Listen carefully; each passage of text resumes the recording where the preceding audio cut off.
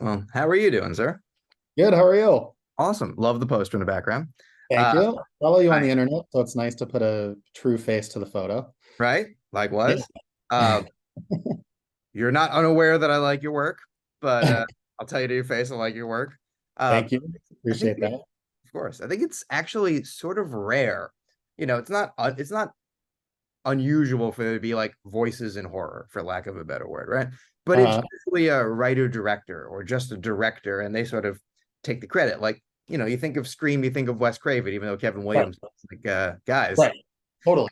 I think there's not a ton like that. You sort of are doing a thing that not a lot of people do or get to do, which is when you have a new movie come out, it's writer first in a way. And I mean, some of that is also, you know, Freaky does so hits people so well, I think. Yeah, Freaky's done a lot of good for me career-wise and Yeah. just general, The you know. world.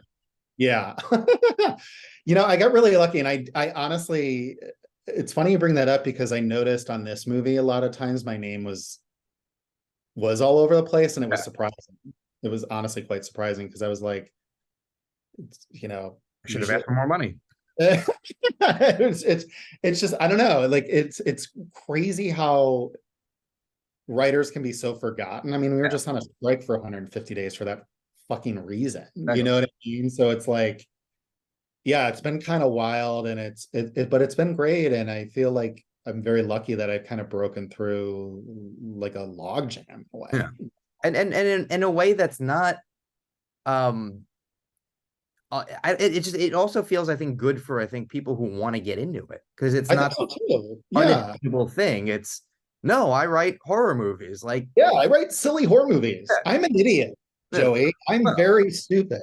yeah, It's you're taking my joke, so that's not fair. No, it's true. It's like, all in a complimentary way. Like, all you're doing is, here's a movie you've kind of seen before and you like, yeah, and here's a spin. Here's just my version of it, and I'm not like reinventing the wheel. It's, yeah. what if I had fun with this? Let's have fun with something you're familiar with. But it's also, this day and age, we live in an IP world, right? Yeah, So, like, for me, it started as a kind of a way to break through the noise, yeah, and I just got very lucky that my first movie was Freaky with Blumhouse, with Chris Landon, with Vince Vaughn, you know what I mean? Like, all these things came into play, but I also worked 10 years leading to that exactly. behind the scenes.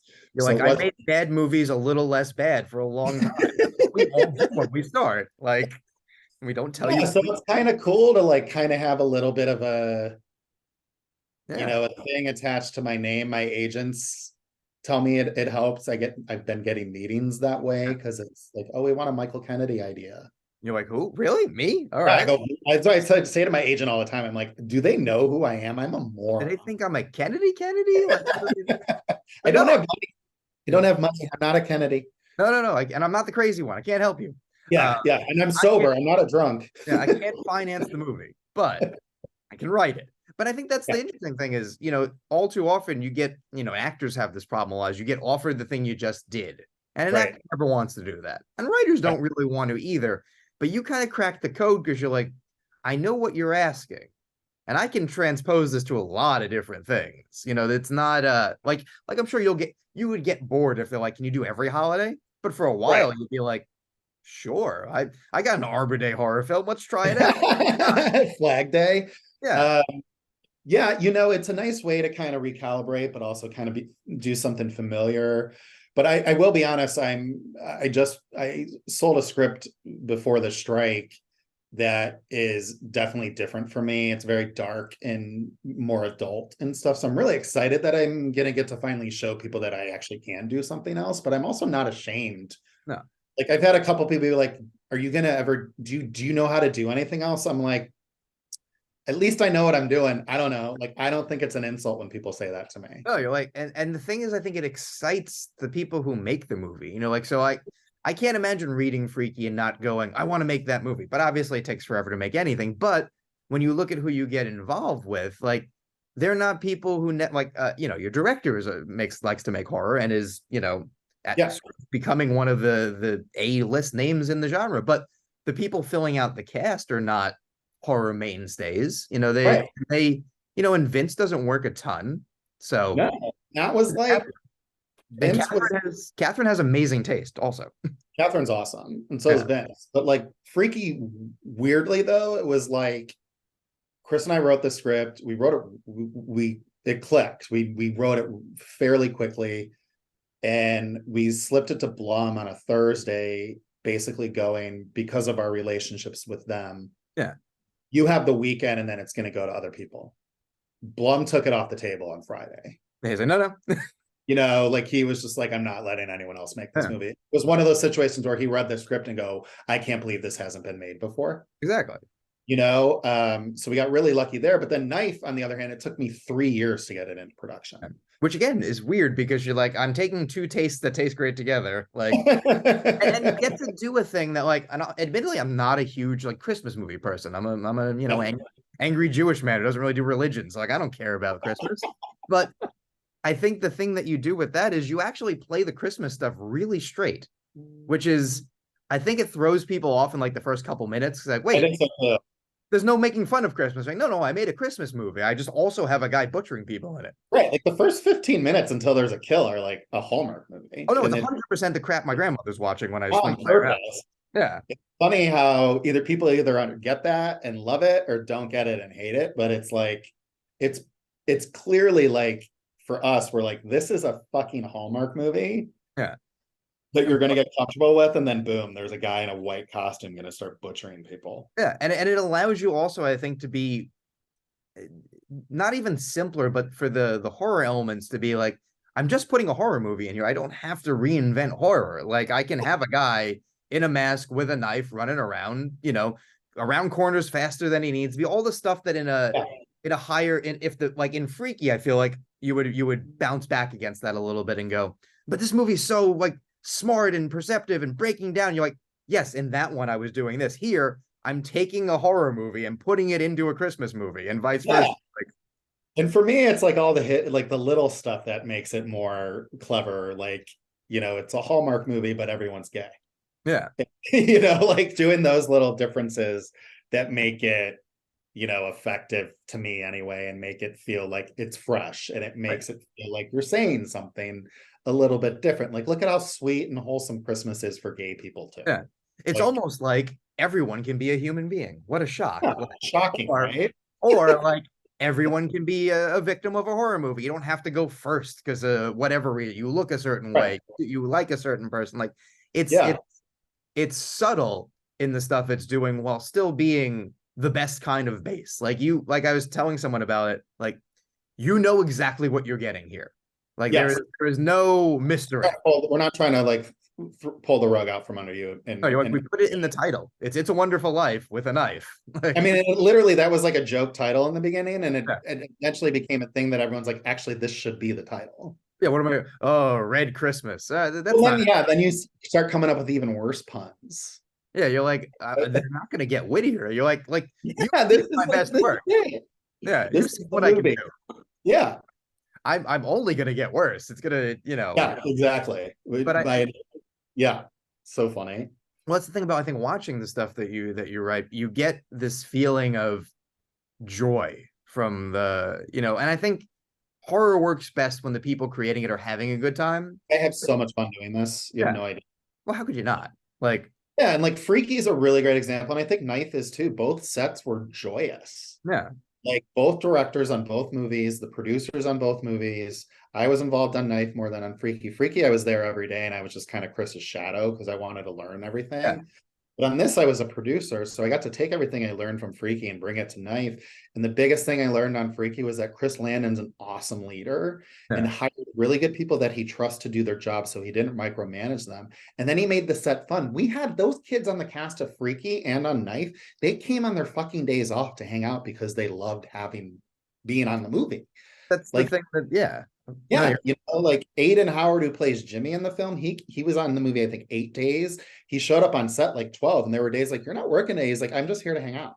Yeah, like Catherine did a day on Freaky. Like, yeah, Catherine had like no days off on Freaky and would come to set on her days off. Well, because it's, I've talked about this with people before. Like, anyone in this industry has won if you can make a living doing it. Like, you've already won your game of life. Like, you're good. And so, like, to be miserable doing it, I don't understand. I don't understand either. Because, like, or a miserable set. Like a miserable set can make a good movie, but more often than not, you can tell. And like, there's a difference. Like, you listen to people talk about making a David Fincher movie, like, oh, I got to do 80 takes, and that sucks. But they don't talk about it as being a miserable set. They talk about Right. it as, I picked up a newspaper 80 times. I don't know how to do it another time, Dave. Like, Yeah. but they're still like, I love hanging out with this dude. This guy's a Right. genius. Like they I want still to love and try. respect it. Yeah. I mean, there's times on both shoots where things get stressful. I mean, it's a Well, money job. or time. There's Yeah. time, there's all this different stuff. But I would always just remind myself and everybody, like at the end of the day, like we're just making a dumb movie. Yeah. Like people are going to sit and watch it in a theater and teenagers are going to make out. Like that's Yeah. what's going to happen. And it's great. Like that's what it should be. Should And be having fun here. yeah, and like a director, like you were saying, like let people do their jobs. Like I remember Kevin Smith once saying, he's like, I'm going to really oversimplify directing. I say yes or no to a lot of people who are smarter than me. That's a really good way to put it. Yes, no, I want blue, seven, yes, Yes. no, two, Yes. green. Yes. And it's also just knowing what you want. Yeah, Like Chris Landon, when we work today, like we're writing a couple projects right now that he's going to direct. And I love working with him in that sense too, because as a director, he knows exactly what he wants the movie to look like. And yeah, he knows it before we even write the script. So it's so refreshing to sit with somebody who knows what the fuck they want, who knows what the fuck they're doing, and also is able to translate that in a way that makes you feel like you're part of it. yeah. And you are part of it, and I'm just like, I tell my husband at least once a week, like, I'm so glad I know this person. Oh, yeah. I have the greatest teacher, the greatest friend. We're peers at this point. And it's like, everyone should have this. Yeah. It And you'll also should. get to go to the Scream premiere for free. It's going to work out great. Like, Exactly. which is funny. Like I remember when they announced that, I was like, that's 100% freaky.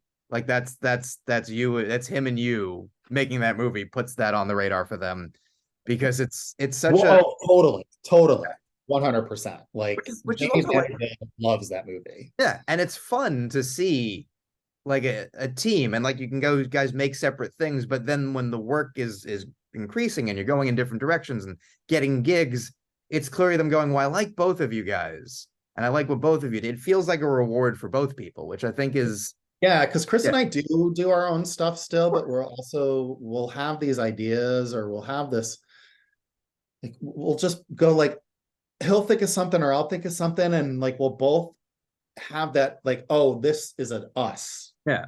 This idea is together. Well, that's the thing, knowing what's an us idea, knowing what's a me, what's a you, and Exactly. but then Yeah. you could also like, I'm gonna go write this thing on my own. Or maybe you want a director, maybe you have someone else in mind, but also like, Yeah. hey, Chris, I got a question, and like, of course he's gonna be like, yeah, I would do this or I would do Yeah. that.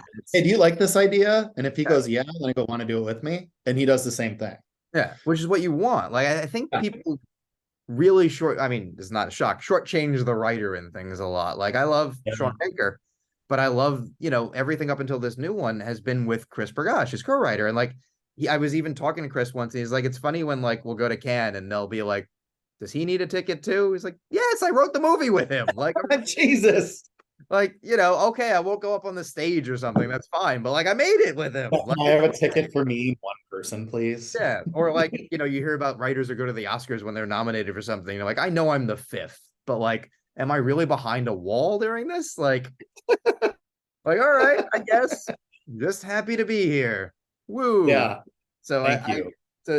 to wrap up, like I'm thrilled that you're just happy to be here, but I'm also glad that it's like I'm happy to be here doing what the fuck I want, which Yeah, I'm really happy with what I do, and I really love it. And